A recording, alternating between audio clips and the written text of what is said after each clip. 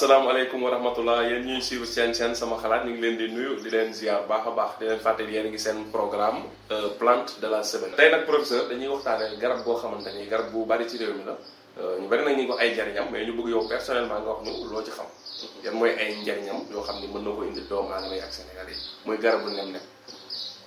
salaamaaleykum wa rahmatullah sëñ Pape ziar naa la di nuyu bokk internet yëpp wax nga lu ba neex nag. moom bi nga demee loo ci xam. waaw loolu moom question bu ma neex la Pape. waaw nit ki daal buy wax lu mu xam rek baax na. waaw liñ ci xam rek lañ ciy joxe liñ ci xamul. ñu bokk ko gëstu ji ak ñeneen. waaw macha allah donc bu ko defee Pape nem garab bu mag ñi la woon. mag ñi dañ ko fonkoon. mooy l'acacia nilotica. mooy non scientifique mooy nem. mais ñun ba mën a fàttaliku nii. tabaski. boo xoolee mag ñi bu ñu saa rey seen xar tabaski. ñun daan nañ ko defar sa maam derbi la. dañ ko daan dénd. maanaam moom la ñuy defar tàndar ko noonu après ci la ñuy julli. loolu après nem lañ ci daan suy noonu. donc nem mag ñi dañ ko fonk li mu leen mën a jëriñ day bari parce que bari na ci mag ñoo xam ne. foo lambee seen rolal fekk fa nem. parce que tamit day dafa tolloo. xam nga nep boo ko bindee nuun baa nep. ci alxuraan day nekk 52 nuun 50 la baa 2 bi 52. 52. beneen nuun bi 50 beneen baa bi 2 bi 52. 52 plus 52 mu jox la 104. muy toll ak Samadou. tur yàlla mu ñor Samadou. d'accord sa Samadou moom mag ñi dañuy wax loo ci ñaan mu nangu. donc moo tax mag ñi dañ koy fonk c'est-à-dire en général am na tur yàlla yoo xam ne. bu tombee garab rek te garab yëpp sax ak tur yàlla ñoo tolloo. mag ñi day am lu ci liggéey secret yu doy waar. donc boo defee mu nekk plante boo xam ne. même plante scientifique. am na sodium am na magnésium. am na potassium ak yu demee noonu donc dafa riche ay éléments. donc mu bëri lu mu mën a faj tam. bu ñëwee ci doom bi. parce que ñu bëri sax doom bi rek la ñuy utiliser en général. 90% doom bi soit nga jël doom bi noonu.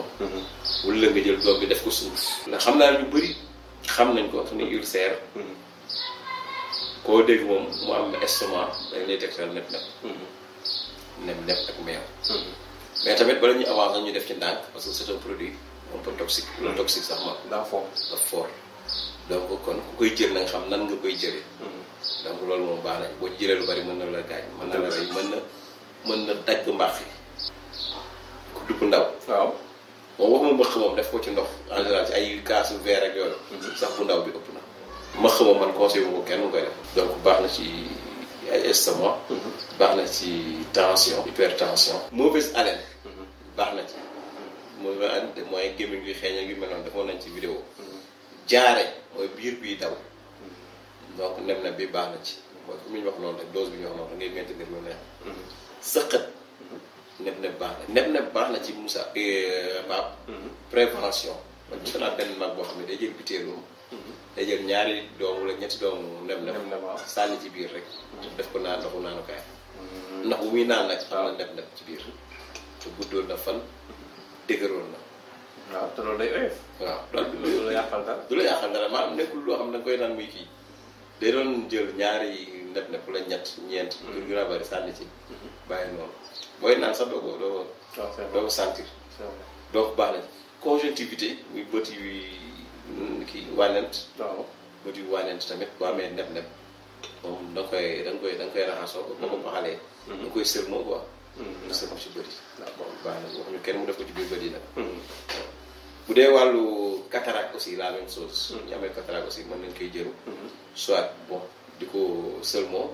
wala ñuy jël ko. nan la koy def avant nga koy sëlmoo. foofu tam nga leeral sa nit ñi tamit comme dañuy affaire bët la moom.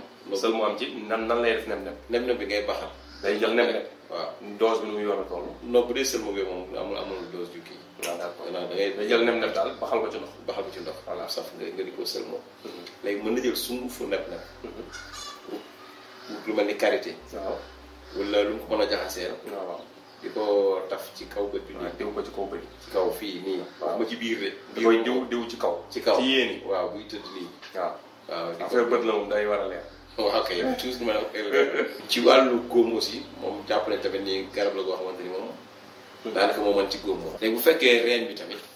am na ay njariñ yu bëri yi nga xamante ni doom bi am na ko presque reen bi am na ko. bu fekkee ngay lekk bu gaaw a rees indigestion. soo jëlee reenu neb bi.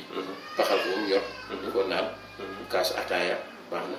suba ngoon moom booy mujj di booy lekk dina ko defar incha allah.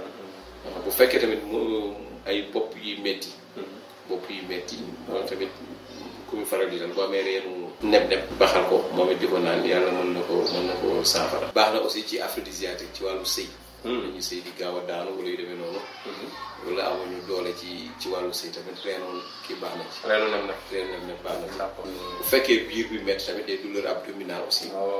moom it boo amee xasu neb bi.